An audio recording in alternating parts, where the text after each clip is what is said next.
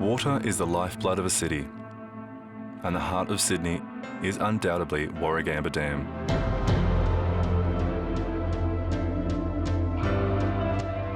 It was an ambitious project built in the post-war years of 1948 to 1960, and it not only changed Sydney forever, but also the lives of the people that brought it into being. This is the story of that time and the memories of the people who were there to make it happen.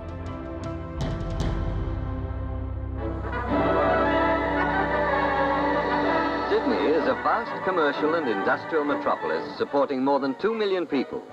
Every morning they pour into the city, by ferry, by car, and by a seemingly endless convoy of buses. Sydney in the 1940s was growing to a city of nearly 2 million people, and buffeted by the war and the Great Depression, it was now facing another crisis: water. 5 years before the Second World War, a great drought set in, more intense than any before in the white man's history. The sky is empty, and the rains do not come. When I joined the Water Board, it was just after we'd had that famous 35 to 42 drought, and that drought panicked Sydney because they nearly ran out of water. For 8 long years it lasted. The levels of the stored water dropped low, perilously low. A new source had to be brought under tribute. Wasn't long after the Depression, and we come to Warragamba in 42, and we've been here ever since, so we mainly lived in Warragamba. Everybody sort of come here with nothing, and they were here to get a quid. We was all waiting on the barracks to be built over at the job site, and the families were waiting on 600 houses to be built. But down behind Vic Adams's shop, families lived there. They lived in old bark humpties, old tin sheds, anything they could get a bit of comfort out of. Yeah, it was a godsend to get out of that old camp and move over to the new township.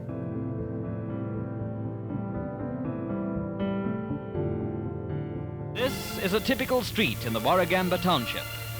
Cottages erected by the Water Board are available at nominal rentals, and they're cottages that home-hungry workers in the city might well envy. Even in Arcadia, there's a lawnmower, and of course, the Victory Garden. A tree-lined avenue that points the way to the state's happiest community. It's only a small town now, but it will grow in size as the big job gets underway of satisfying for all time Sydney's unquenchable thirst.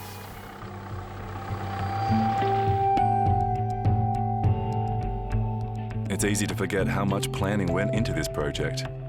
There's the finance, the logistics, the engineering, and on top of that, the Water Board built a township with a school, picture theatre, fire brigade and ambulance service. Then there was the clearing of the valley to the high water mark and the removal of townships in the Burragorang Valley.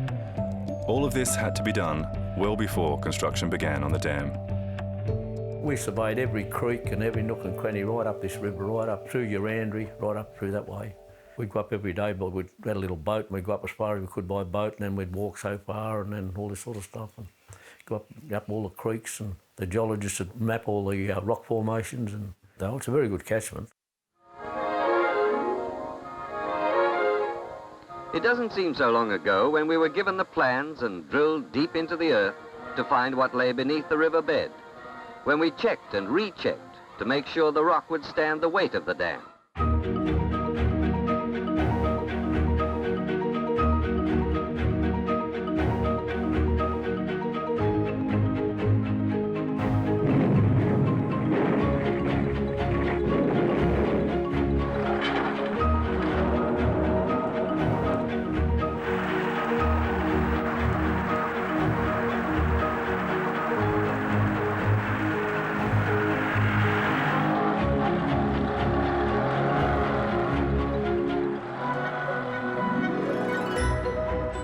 Of course, Warragamba Dam excavation, you had to use a lot of explosives to rip down all the rock. And I remember one time up there they used about 200 boxes of gelignite. every shift. They'd be blowing down the west bank, the east bank, be blowing down there. The river was always there to be excavated and blown up, you know. You couldn't breed birds up there because the birds had laid the eggs, but they'd never hatch out because the vibration would go through the eggs and that, and you could never get them to hatch.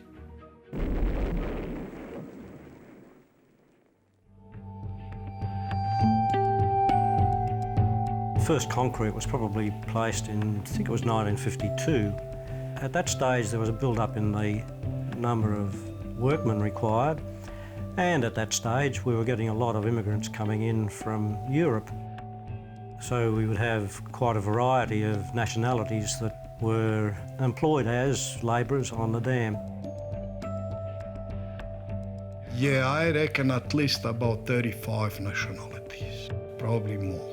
Germans, Dutch, Croatians, Serbians, and a lot of people. Everybody who was working there, nobody's obliging because they do their jobs. There was an integration that you could just see happening. If you think about the immigration system, which is still going on, it started back in 1949 and we're talking about 1951 onwards when I was experiencing it. So you saw all that cultural coming together, people picking up Australian ways, us picking up ways that the others taught us.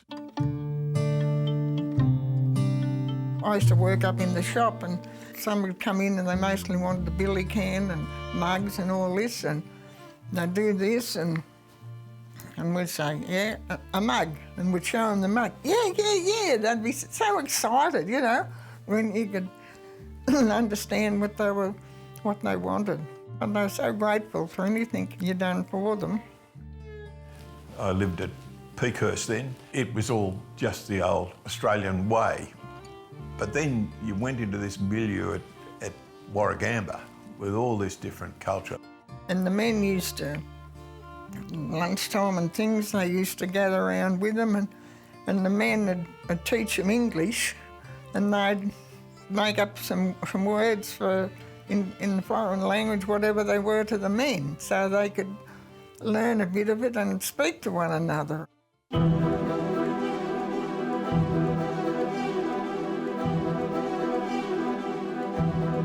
The construction area was very large.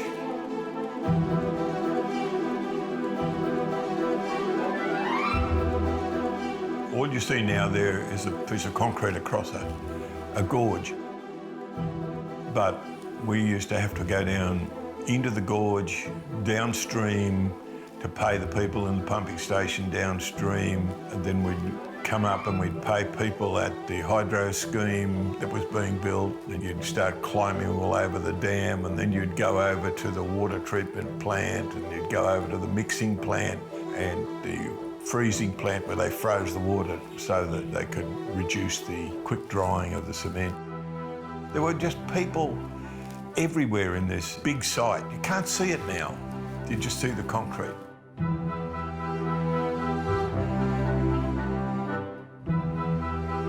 As far as the technical side was concerned, we had a staff of engineers and they were allocated to particular sections in the dam. There were engineers looking after the construction work. There was an investigation and design group, a survey group and a plant group that did all the mechanical work on the cableways. The whole construction work actually continued for 24 hours. And this included the delivery of material from McCann's Island.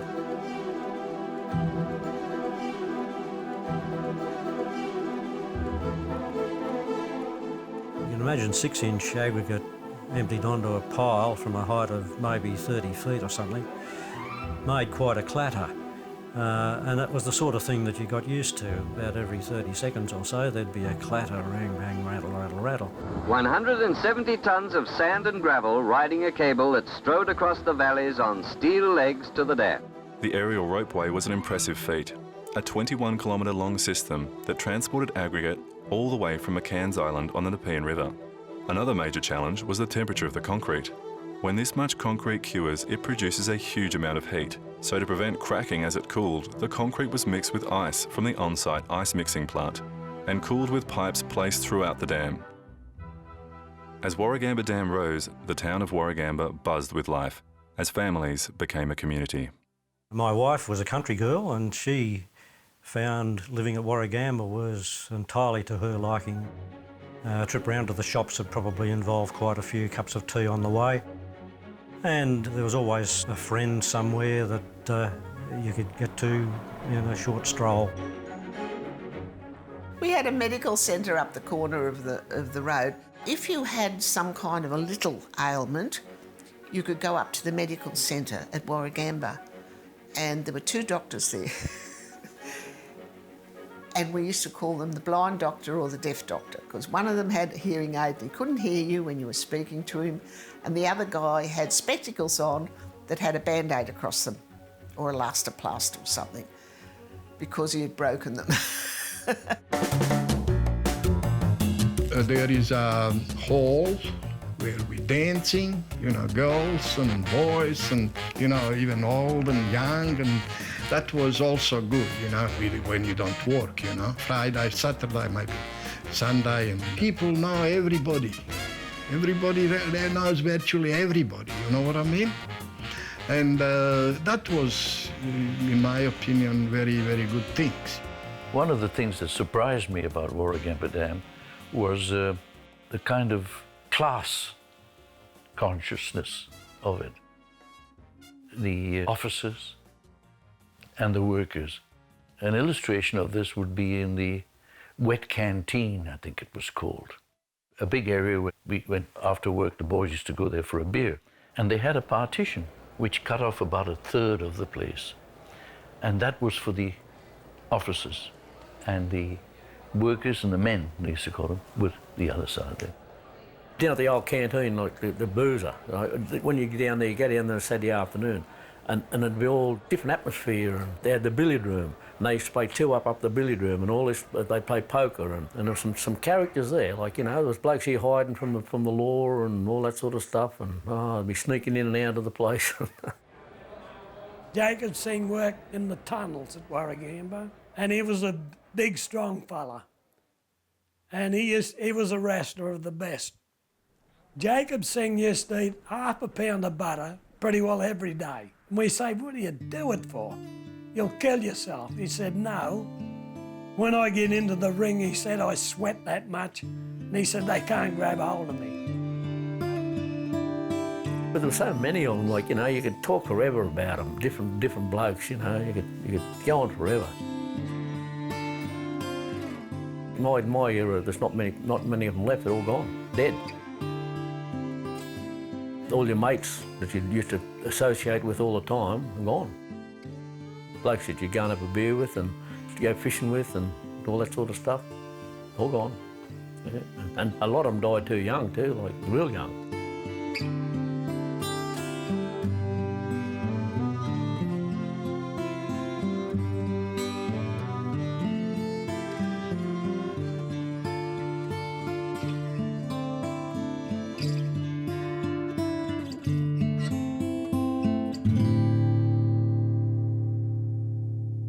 When I was up there as a student in '57, I bought a car from Harry Huddleston, who was well known as the dogman for the cableways on the dam. Harry Huddleston was up the dam. He come from way up on the Raper River. Harry was an Aborigine from the Northern Territory, and he'd driven a little Citroen car, 1934, down from Darwin. His son, Bobby, was a good all-round sportsman. Bobby was ready to fight for the Golden Gloves in Sydney. As storm clouds gathered and rain fell, we knew what to expect. We had a big flood at Warragamba. And we thought, how's Bob going to get over the river, you know? So they come down and they shot a line over. When they got the line over, they pulled him across. And he was lucky. There was logs coming down and everything. They had a car waiting on the other side, and he went to the Sydney Stadium and won the Golden Gloves. And I can remember at times when Warragamba was in flood and you'd walk over bridges or climb up ladders and everything would be shuddering by the power of the water going through. But still, construction seemed to go on. Although we had expected floods and allowed for them, they cost us weeks, even months of work in the early stages. But we felt that our luck must change, and change it did. For long periods, the rain stayed away. The rivers above the dam were quiet, and the dam itself was bathed in sunlight day after day. On the 14th of October 1960, after 12 years of construction, the dam was officially opened. A large crowd came to see the unveiling of a modern engineering marvel. It was a lovely opening when Harry was the dogman and he pulled it and the flag that covered the monument up. I was very proud of the water board. They did it well.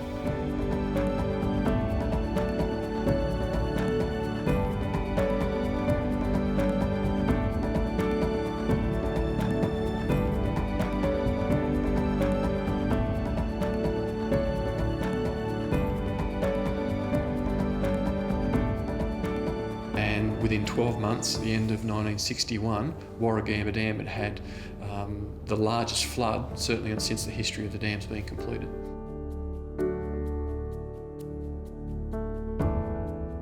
We understand the dam a whole lot better than what we did in the past. Since 1998, in many respects, Warragamba Dam has been under a constant state of upgrades. Even as early as the 1980s, we raised the dam wall 5 metres to enhance its strength. And then between 1999 and 2001, we built the auxiliary spillway to further safeguard the integrity of the dam wall against the largest possible flood for the Warragamba catchment. We upgraded again in 2006 by increasing the dam's capacity with the building of the deep water pumping station, allowing us to access even more water during drought. Looking back over time, and I think where we are today with Warragamba Dam and Lake Burragrang that sits behind the dam, you know, I look at that and think just how blessed we are as a community to have this wonderful infrastructure available to us. The great work at Warragamba will stand, we may trust, for centuries, serving the world in peace, a monument to man's creative spirit, and a memorial to faithfully applied effort.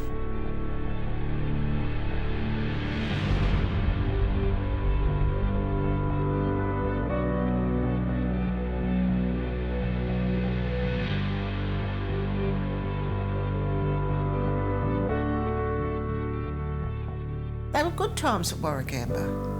Yeah. Yeah, I do think back on it. And, you know, you often wonder how you would have started off if you'd been in a little flat at Bondi. It would not have been the same.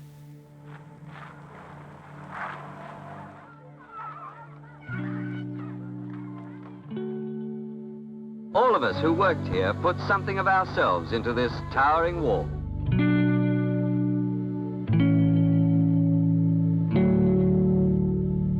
I went to Warragamba in 1948 and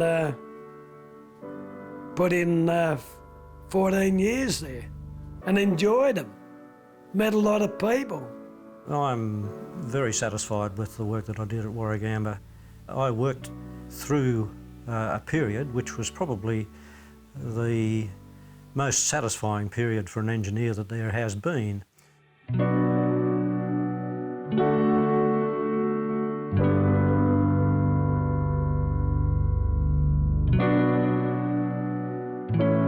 With Warragamba Dam, Sydney is a healthy and growing city. This is its real strength and the legacy left to us by these men and women.